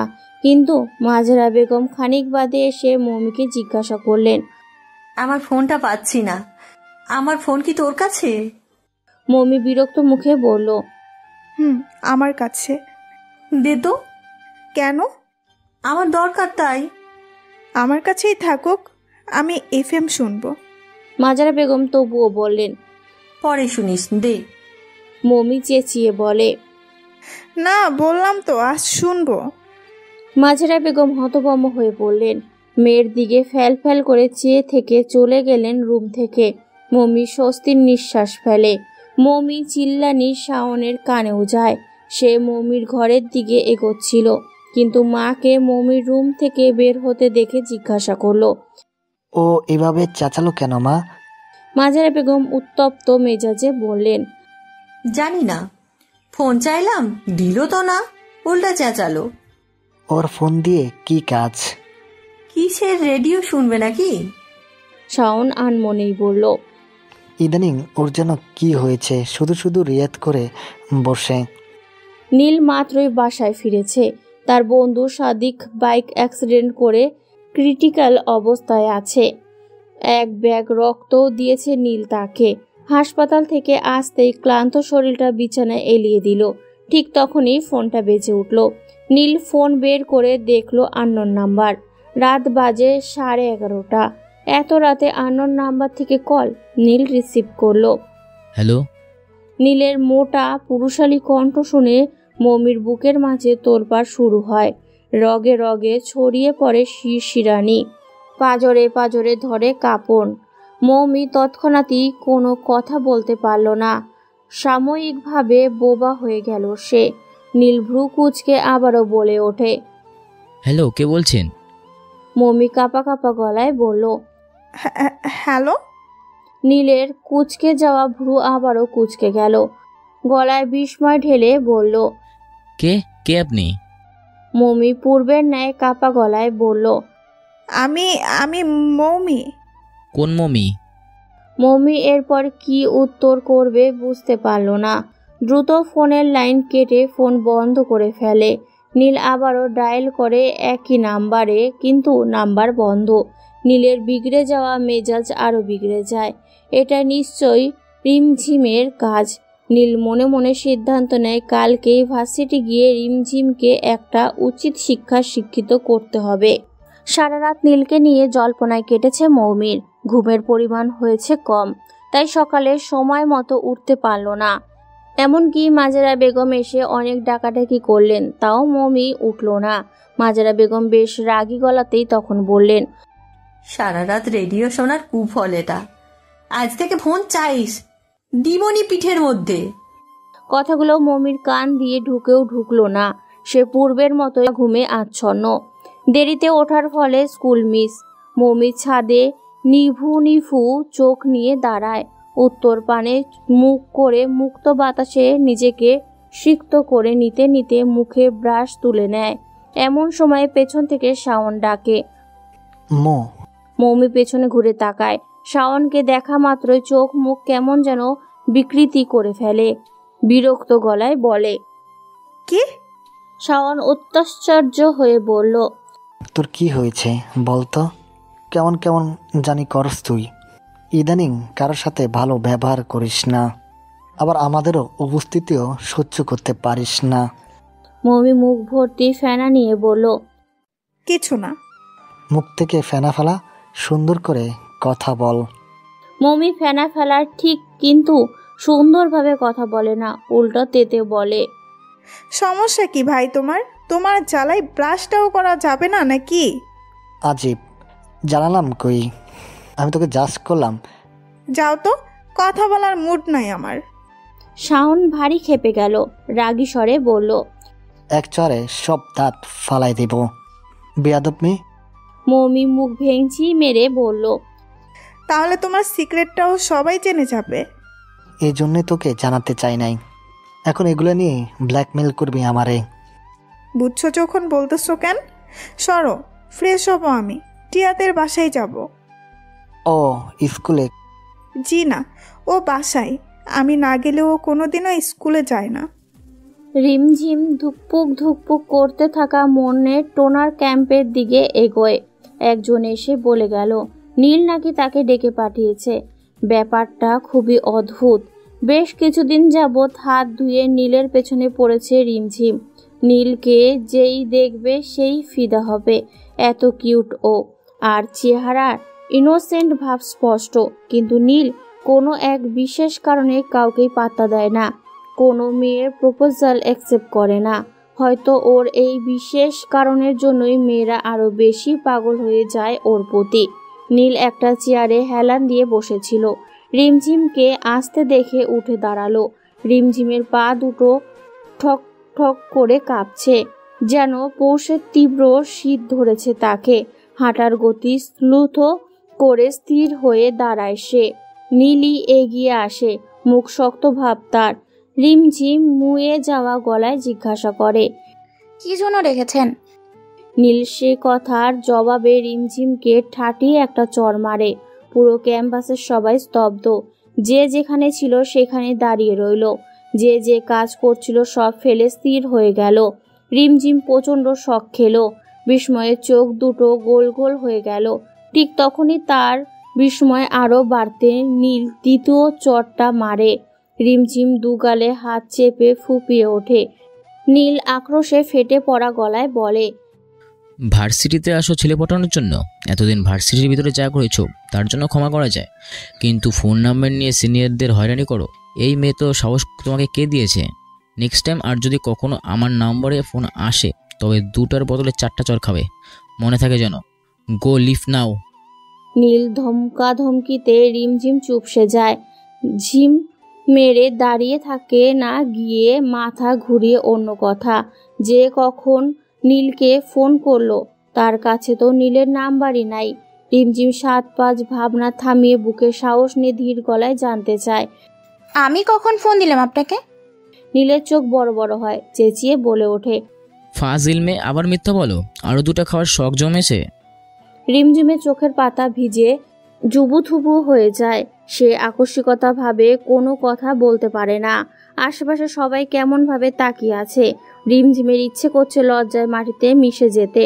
মনে প্রাণে দোয়া করছে সে যেন ধরণী মাতা তার মাটি ফাঁকা করে দিয়ে রিমঝিমকে ভেতরে ঢুকতে আহ্বান করে। রিমঝিম নিজেকে সামলায়, কেঁদে ফেলে সবার সামনে। নিজেকে আরও ছোট বানাতে চায় না। মুখ তুলে লম্বা শ্বাস নেয়, থেমে থেমে বলে, আমি সত্যি কাল ফোন দিইনি আপনাকে।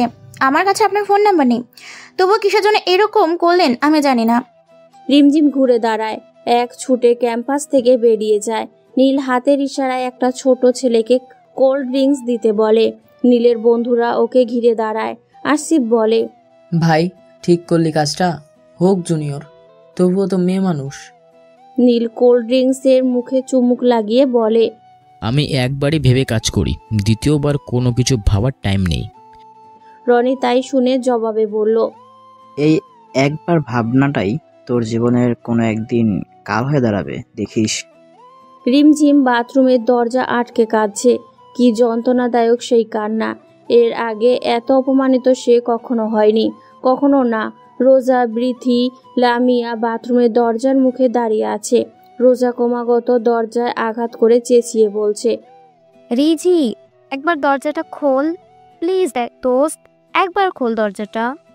ওপাশ থেকে রিমঝিমের এই বিষয়ে সারা শব্দ নেই কোনো। সে কেঁদেই যাচ্ছে। রোজা আবারও দরজায় আঘাত করে একই কথা বলে। বিথি রোজার ঘাড়ে হাত দিয়ে বলে, দোস্ত থাম, ওকে ওর মতো ছাড়, ও অনেক হার্ট হয়েছে, আমরা ওকে এখন প্রেশার নাই দিই। রোজা দাঁত কিরমির করে বলে, কুত্তার বাচ্চা একটা, সিনিয়র আর একটু সুন্দর হয়েছে দেখা মাথা কিনে নিছে, মায়াকো গায়ে হাত তুলতেও গায়ে বাঁধে না। লামিয়া মাছ দিয়ে বলল, ডিপার্টমেন্ট ডিনের কাছে বিচার দিব, কি বলিস? লাভ নেই, নীল ভাইয়ের গ্যাং অনেক বড়, ভার্সিটির অর্ধেক প্রোগ্রাম তাদের আয়ত্তে থাকে। দেখিস না প্রফেসররাও নম করে চলে ওদেরকে। তো তাই বলে বিনা কারণে রিমঝিমের সাথে এরকমটা করবে? সেটা আমরা মেনে নিব? এগুলো মেনে নেওয়া যায়? আলাদাভাবে বলতো বা একলা এক জায়গায় বলতো তাহলে না হয় বাদ দিতাম, কিন্তু সবার সামনে পুরো ভার্সিটি জানাজানি হয়ে গেছে জানিস। আমরা কি করতে পারি বল? যদি করার কিছু থাকতো অবশ্যই করতাম, আমরা তো ওর বন্ধু নাকি? কিন্তু আসলে তো করার কিছুই নেই রে। নীল ভাইয়ার বিরুদ্ধে কিছু করতে গেলে আমাদের সাহায্য কেউই করবে না, বরং হল ছাড়া হব। রোজা, লামিয়া, বিথি সকলেই সমস্বরে দীর্ঘশ্বাস ফেলে। ক্ষমতাবানদের সাথে পেরে ওঠা খুবই কষ্টকর। বাথরুমের ভেতর থেকে ওদের তিনজনেরই কথোপকথন শুনল রিমঝিম। তার কান্না থেমে এলো। ক্ষত হওয়া বুকটা আরও ক্ষত হলো। ভেবেছিল নীলকে একটা উচিত শিক্ষা দেওয়া হবে, কিন্তু তবে কি এই অপমানের ভার কাঁধে বয়েই বেড়াতে হবে চিরকাল? রোজা বিথি লামিয়া অনেক চেষ্টা করেও রিমঝিমকে বাথরুমের ভেতর থেকে বের করতে পারে না। তাই তারা ব্যর্থ মনে চলে যায়। থাকুক মেয়েটা একা, নিজের কষ্ট নিজেই সামলে উঠুক। ওরা চলে গেল। বের হয় রিমঝিম। আশেপাশে চোখ বুলিয়ে দেখে নিল কেউ আছে কি না। না, কেউ নেই। রিমঝিম সুযোগ পেয়ে নলে গিয়ে দাঁড়ায়। লনে গ্রিল নেই। রিমঝিম দোতলার লন থেকে নিচের দিকে এক পলক তাকায়। সঙ্গে সঙ্গে তার বুকটা কেঁপে ওঠে। এখান থেকে পড়লে মৃত্যু ছাড়া উপায় নেই। আত্মহত্যা মহাপাপ, অথচ মৃত্যু ছাড়া গতিও নেই। এত অপমান নিয়ে মানুষ বাঁচতে পারে না। রিমঝিম চোখ জোড়া বন্ধ করে নিল। কয়েক সেকেন্ড থেমে লাফিয়ে পড়ল নিচের দিকে। দুম করে কিছু একটা পড়ায় মাটির উপস্থিত সবাই সেদিকে ছোটে। কি পড়ল? সবাই ভেতরে আগ্রহ। সকলে জায়গাটায় উপস্থিত হতেই সবাই শিরদাঁড়া বেয়ে টপ টপ করে ঘাম নামলো। রিমঝিমের মাথা ফেটে গেছে, নাক থেতলে গেছে, হাত পায়ের হাড্ডি ভেঙেছে। অবস্থা বেগতিক তার। কয়েকজন ছেলে রিমঝিমকে ধরাধরি করে একটা কাঠের তক্তার ওপর শোয়ায়। তারপর তারা ছোটে হাসপাতালের দিকে। এত ঘটনা ঘটে যাওয়ার মাঝে নীল তখনও টোনার ক্যাম্পাসেই ছিল। বন্ধুদের সাথে আড্ডায় ব্যস্ত সে। ঠিক তখনই একটা হই হুল্লোড়ের ভাব শুরু হলো সব ছাত্রছাত্রীদের মাঝে। সবাই কিছু একটা শুনে ছুটে যাচ্ছে। নীল রনিকে বলল, কি হয়েছে গিয়ে জেনে আয় তো। রনি আদেশ পালন করলো। কতজন ছেলের কাছে গিয়ে জিজ্ঞাসা করলো ঘটনা কি। তাদের থেকে রিমঝিমের সুসাইডের সম্পর্কে শুনে রনির মাথা ঘুরে গেল। সেও হতভম্বের ন্যায় ছুটে এলো। হাঁপাতে হাঁপাতে বলল, দোস্ত, রিমঝিম সুইসাইড করেছে, দোতলা থেকে লাফ দিয়েছে। নীল সহ বাকি সবাই সঙ্গে সঙ্গে উঠে দাঁড়ালো। নীল ভারী চমকিত গলায় বলল, কি? টিয়া বাড়িতেই ছিল। মমি টিয়াকে দেখে দীর্ঘ হেসে বলল, আমি জানতাম তুই স্কুল যাস নাই। তুই আসিস না দেখেই জানাই নাই। সারা রাত কথা বলিস নাকি ভাইয়ের সাথে? সকালে উঠতে পারিস না কেন? এহনু প্রশ্নে মমির মুখ ভোতা হয়ে গেল। বলল, কচু কথা বলছি, একটুখানি কথা বলছি। সে জিজ্ঞাসা করছে কোন মৌমি। আমি আর কি উত্তর দেব ভেবে না পেয়ে লাইন কেটে দিচ্ছি। টিয়া একগাল হাসে। তোর দ্বারা প্রেম সম্ভব না। মমি মুখ ভেঙচে বলে, আর তোমার দ্বারা খুব সম্ভব না। রিমঝিম কোমায় আছে। মাথার পেছন দিকটায় খুব তীব্র আঘাতের ফলে ওই দিকের সব নিউরন বন্ধ হয়ে গেছে। সে সব কিছু দেখতে পারবে, শুনতে পারবে, কিন্তু কোনো কিছু বলতে পারবে না, নড়াচড়াও করতে পারবে না। রিমঝিমের পুরো পরিবার ভেঙে পড়েছে। নীল গিয়েছিল হাসপাতালে, কিন্তু সে কারোর সাথে দেখা করতে পারেনি। রিমঝিমের এই অবস্থার জন্য নীলই দায়ী। তাকে কেউ দু চোখের পাতায় দেখতে চায় না। রিমঝিমের বাবা নীলের বিরুদ্ধে কেস করতে চেয়েছিল, কিন্তু রিমঝিমের চাচা বোঝালেন, বড়লোক ফ্যামিলির সন্তান, কেস টেস করে এত দূর আগাতে পারবে না। তার চেয়ে বরং ফ্যামিলির নাম্বারটা রেখে দাও, পরে কিছু একটা করা যাবে ভাই। রিমঝিমের বাবাও সে কথা সাই মিলিয়ে নীলের থেকে নীলের বাবার নাম্বার রেখে দিলেন। নীল হাসপাতালের থেকে বাসায় ফিরতে ফিরতে 12টা বেজে যায়। শরীরের সমস্ত গিঁটগুলো কামড়াচ্ছে, ব্যথায় কটকট করছে। নীল কোনো রকমে হাত মুখ ধুয়ে জামা পাল্টে শুয়ে পড়ে। সারাদিনের ঘটনার ক্লান্ত মনে রোমান্তক করতে করতে চোখ লেগে আসে তার। নিদ্রাটা গাঢ় হবে তখনই উচ্চস্বরে ফোনের টোন বেজে ওঠে। নীল ঝামটা মেরে চোখ খুলে তাকায়। ফোন নিয়ে গতকাল রাতে সেই নাম্বার দেখে ভীষণ রকম চমকে যায়। রিমঝিমের যে অবস্থা, তাতে রিমঝিমের আবার ফোন দেওয়া ইম্পসিবল ব্যাপার। তাহলে কে এই মেয়ে? কে ফোন দিয়েছে? সে কি রিমঝিম না? তবে কি রিমঝিম সত্যিই বলছিল? হাজারো প্রশ্ন ঘুরে বেড়ায় মাথায়, উত্তর জানা নেই। নীলের ফোনটা বাজতে বাজতে কেটে যায়। ঠিক তখনই তার ভাবনার সুতো ছিঁড়ে নীল ব্যস্ত হাতে নাম্বারটা মিনিটের মাঝে ব্যাক করে। একবার রিং ঠিক মতো পড়তে না পড়তেই ফোনটা রিসিভ করে ফেলে মমি। উদ্ভ্রান্তের ন্যায় নীলের কণ্ঠ। Hello hello. মমির হাত পা শিরশির করে। নীলের গুচ্ছ গুচ্ছ কণ্ঠস্বর তার কানকোচরে ঢুকতেই মমির কানটাও শিরশির করতে থাকে। মমি কান থেকে ফোন নামিয়ে আঙুলের মাথায় কানের ভেতরে ঢোকায়। প্রচণ্ড চুলকাচ্ছে। ওদিকে নীল আবারও 4 বারের মতো হ্যালো বলে ফোন কেটে দেয়। মেজাজ তিরিখে পৌঁছে আছে। একবার এই মেয়ের আসল পরিচয় জানুক, গালটা ফাটিয়ে ছাড়বে। মমি কান খোঁচাতো সেরে ফোনের দিকে তাকায়। লাইন কাটা। মমি অসহায় চোখে বিড়বিড় করে, লাইন কেটে দিল। মমি আবারও ফোন করলো। নীল সঙ্গে সঙ্গে ফোন ধরে কাটা কাটা গলায় বলল, একটা চড় মেরে গাল ফাটিয়ে দিব বেয়াদব মেয়ে। কে তুমি? কে তুমি? হ্যাঁ, আমাকে ফোন দিয়ে কথা বলো না কেন? পরিচয় দাও নিজের। কে তুমি? মমি বেশ ঘাবড়ে গেল। ঘাবড়ানো গলা টেনে টেনে বলল, আমি আমি মমি। কালকেও তো একই কথাই বলছো মমি, তারপরে তো আর কিছুই নেই। কোথায় থাকো? নাম্বার কোথায় থেকে পাইছো? একদম লাইন কাটবে না, খবরদার। আমি টিয়ার বান্ধবী। তো নীলে 1 সেকেন্ড সময় থম মেরে মমির কথা বুঝতে চেষ্টা করে। মাথার নিউরন এতটাই উত্তেজিত হয়ে আছে যে এই মুহূর্তে কোনো টিয়ার নাম বলছে যে সেটাও বুঝে উঠতে পারে না। কোনো রকমে বলে, কি? কোন টিয়া? মমি ভেবাচাকা খায়। নিজের বোনকে চিনে না। মমি ভুল কারো নাম্বারে ফোন করেনি তো? সে তো নীলের কণ্ঠটাও ততটা চিনে না।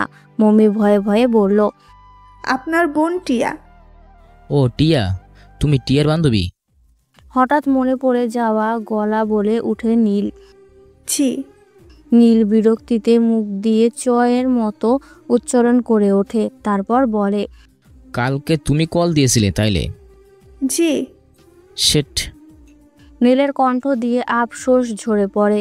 মমির ভয়াক্ত গলায় বলল, কি হয়েছে? নীল হঠাৎই গলার সুর কঠিনতর করে তোলে। তুমি কালকে পুরো পরিচয় না দিয়ে ফোন কেটে দিছো কেন? আর এরপরে তোমার নাম্বারটা বন্ধ ছিল কেন? জানো তোমার এই বোকামির কারণে কত বড় ক্ষতি হয়েছে? মমি আকাশ থেকে পড়ল। কি ক্ষতি? কিসের কথা বলছেন আপনি? তুমি পরিচয় দাওনি দেখে ভেবেছিলাম কালকে কলটা হয়তো রিমঝিম করেছে। রিমঝিম আমার ভার্সিটির একজন ছাত্রী। বেশ কয়েকদিন ধরে আমাকে ডিস্টার্ব করে যাচ্ছিল। আজকে ভার্সিটিতে গিয়ে ওকে ইচ্ছামতো অপমান করি, থাপ্পড়ও মেরেছি। বেচারি সইতে না পেরে দেওয়াল থেকে লাফ দিয়ে সুইসাইড করে। বুঝতে পারছো তুমি তোমার কারণে কতটা ঝামেলার সম্মুখীন হয়েছিলাম আমি? নীলের কণ্ঠ দিয়ে রাগ, ক্ষোভ এবং সর্বশেষ অনুতপ্ততা ঝরে পড়ে। সে আবারও বলে ওঠে, মেয়েটার জন্য প্রচণ্ড খারাপ লাগতেছে। কি করলাম আমি? যাচাই বাছাই না করেই সেট তোমাকে থাপ্পড় মেরে লাল করে দিতে ইচ্ছে করছে আমার। বাই দ্য ওয়ে, তুমি আমার নাম্বার কোথা থেকে পেয়েছো আর কেনই বা কল দিয়েছো? মমি এদিকে কেটে কেটে অস্থির। কে জানতো তার অমননের জন্য এত বড় কাণ্ড বেঁধে বসে থাকবে। সে তো লজ্জাতেই ফোন কেটে বন্ধ করে রেখেছিল। প্রিয় মানুষটার সাথে কথা বলতে গেলে প্রথমবার তো সবারই এই রকম হয়। মমির ফোপানোর আওয়াজ নীল পেয়ে ফের ধমকে ওঠে। এখন কেঁদে কি হবে? না কেঁদে আমার প্রশ্নের উত্তর দাও। উত্তর দাও বলছি। কাঁদো কাঁদো গলায় মমি বলে, টিয়ার থেকে নাম্বার নিয়েছি। বলো কেন ফোন দিছো? মমি উত্তর দিতে না পেরে নিশ্চুপ রইল। এই প্রশ্নের সত্যিটা বলা অসম্ভব। সে মরে গেলেও বলতে পারবে না। নীলের মেজাজ ক্রমশ বাড়ছে। সে চেঁচিয়ে বলে, আবার চুপ? বলো কেন ফোন দিছো? মমি সশব্দে কেঁদে ফেলে। কাঁদতে কাঁদতে বলল, মাফ করবেন, এর উত্তর দিতে পারবো না। আমি অনেক অনেক দুঃখী। আমাকে ক্ষমা করবেন প্লিজ। আমি তো বুঝিনি যে আমার কারণে এত বড় ঝামেলা বাঁধবে। ওই মেয়ের পরিবারের কাছেও আমার তরফ থেকে ক্ষমা জানাবেন। আর কখনো ফোন দিব না আমি, ওয়াদা দিচ্ছি। ভালো থাকবেন। আবারও মাপ চাই। রাখি। মমির ফোন কেটে দিল। বালিশটা মুখের ওপর চাপা দিয়ে গোঙাতে থাকলো সে। ভেতরটা দুমড়ে মুচড়ে যাচ্ছে। নীলকে নিয়ে এত তিক্ত স্মৃতি মনের ভেতর কেন জন্মালো? নীল পাথরের মতো দাঁড়িয়ে রইল, মেজাজ তুঙ্গে। কতক্ষণ এভাবে দাঁড়িয়ে থেকে বারান্দায় পা রাখে। পকেট থেকে ধীর হাতে সিগারেট আর দিশলাই বের করে। নিজের ভেতরে এক নাম না জানা যুদ্ধ বয়ে যাচ্ছে। সেই যুদ্ধ কমাতেই নিকোটিনের চেয়ে দরকারি কিছু নয়। পুরো ক্লাস একটিবারের জন্য মনোযোগ দিতে পারল না মৌমি, সে সাথে টিয়াও। দুজনে উৎখুস করতে করতে ক্লাস শেষ করলো। টিয়ার ভয়ে হাত পা বরফ হয়ে আছে। নীল ভাইয়া এবার গ্রামে আসলে তার পিঠের ছাল তুলবে, এটা নিশ্চিত। তাকে যদি জিজ্ঞাসা করে কেন নাম্বার দিয়েছিস তোর বান্ধবীকে, তখন কি জবাব দেবে সে? ভাবতে বুক চিরে গাঢ় শ্বাস বেরিয়ে আসে টিয়ার। রাত শেষে দুই বান্ধবী চুপচুপ হাঁটছিল। অন্য দিনের সারা রাস্তা ভ্যাক ভ্যাক করতে করতে আসলেও আজ আর ভ্যাক ভ্যাক করতে পারল না। দুজনার মাঝে কেমন একটা থম ধরা নীরবতা। টিয়ার বাসার সামনে আসতেই মৌমির মুখে কপাট খুলল। দোস্ত, সরি, তোর ভাইকে তোর ব্যাপারে বলার জন্য আমি ইচ্ছে করে বলিনি। টিয়া একটি দীর্ঘশ্বাস লুকিয়ে বলল, বাদ দে, এছাড়া আর কি বা করার ছিল তোর, বল। তোকে যদি জিজ্ঞেস করে আমাকে নাম্বার দিচ্ছিস কেন তখন? পরে দেখা যাবে সেই সব। আয় বাড়ি আয়, আমার খেয়ে যাবি। না, আস না, তুই বরং আমার বাড়ি আয়, তোর হবু শ্বশুর বাড়ি খাবি। মম্মি এমনভাবে কথাটা বলল যে টিয়া হেসে ফেলল। হেসে বলল, কয়জনের কপালে আমার মতো হবু শ্বশুরবাড়ির খাবার লেখা থাকে বল। মম্মির ঠোঁটো হাসির ঝিলিক। তাই তো, আয় চল। টিয়া সম্মতি দিল। দুজনে আবারও চলল মম্মির বাড়ির উদ্দেশ্যে। শাওন, টিয়া, মম্মি তিনজন একত্রে টেবিলে বসে খাচ্ছিল। তদারকি করছিল মাজেরা বেগম। তিনি টিয়া মেয়েটিকে নিজের মেয়ের মতোই দেখেন। শাওন টেবিলের তল দিয়ে টিয়ার পায়ে খোঁচা মারে। টিয়া হকচকিয়ে উঠে যায়।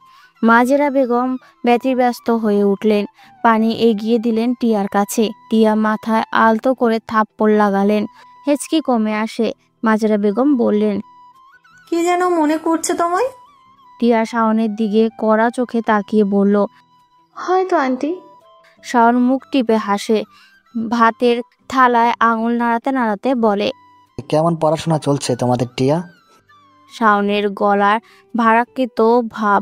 টিয়ার কপট রাগী গলায় বলল, জি ভাইয়া, ভালো। টিয়ার মুখ থেকে ভাইয়া ডাক শুনে মৌমি হেসে কুটি কুটি। তা দেখে টিয়া মৌমির দিকে আগুন চোখে তাকায়। মৌমি থেমে যায়, কিন্তু তখনও ঠোঁটের কোনায় হাসির ঝলক। শাওন ফের বলে, তোমাদের উপরের ক্লাসের ওই মেয়েটা আছে না, কি যেন নাম? হ্যাঁ, গুলশান। গুলশানের নাম্বারটা তুমি এনে দিও তো টিয়া। ও আমার কাছে কিছু নোট চাইছিল, ওগুলো সব কালেক্ট করে রাখছি আমি। টিয়া বোম হয়ে আছে ফুলে। কোনো রকমে ভাত খাওয়া শেষ করলো। শাওন ফিরতি আর কিছু বলার সাহস পেল না। টিয়া যে প্রচুর ফুলেছে সেটা তার চেহারাতে স্পষ্ট বোঝা যাচ্ছে। আবারও কিছু বললেন না। মাইরের চোটে পিঠের ছাল খোলাতে হয়। রিমঝিমের বাবা মুস্তাক হাসান নীলের বাবা আব্বু হকের কাছে ফোন করবেন। তাকে নীলের কর্মকাণ্ডের ব্যাপারে সব অবগত করার পর বললেন, আমি আপনার ছেলের নামে কেস করব। তার জন্য আজ আমার মেয়ের এই অবস্থা। রিমঝিমের 3 জন বান্ধবীও সাক্ষী দিতে প্রস্তুত এই বিষয়ে। আপনার ছেলেকে আমি জেলের ভাত খাওয়াবো। আব্দুল হক প্রথমে প্রচুর ঘাবড়ে গেলেন, তারপর ঠান্ডা হয়ে মাথায় হাত রাখলেন। কি করলো এটা নীল? কোমায় থাকা আর মৃত অবস্থায় একই তো। নীলের নামে ডাইরেক্ট মার্ডার কেস হবে। তার ছেলেকে হাতে হ্যান্ডকাপ পরিয়ে পুলিশের দল নিয়ে যাবে, টর্চার করবে, আদালতে সবার সামনে ফাঁসির রায় শোনাবে। ভাবতেই আব্দুল হকের মাথা ঝিমঝিম করে উঠল। তিনি দুর্বল গলায় বললেন,